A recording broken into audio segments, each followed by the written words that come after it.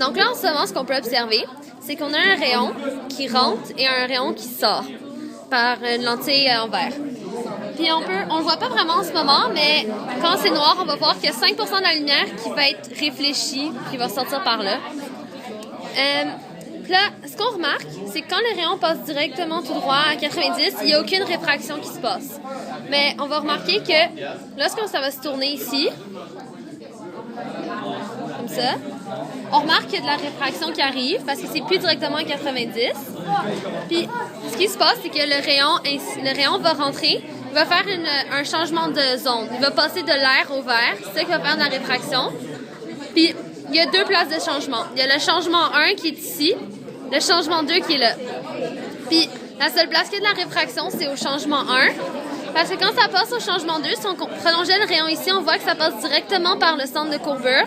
Puis quand ça passe directement par le centre de courbure, on sait qu'un rayon est réfléchi exactement sur lui-même, fait que ça fait pas de réfraction.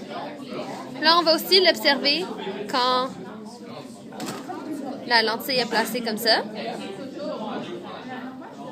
Donc là, ici, on remarque qu'on a encore notre rayon qui rentre puis le rayon qui sort. Puis on remarque que quand il est placé directement dans le milieu puis que ça va en ligne droite, ça passe par le point. Ça reste tout droit, il n'y a aucune réfraction, ça passe encore par 90. Mais que quand on va le tourner,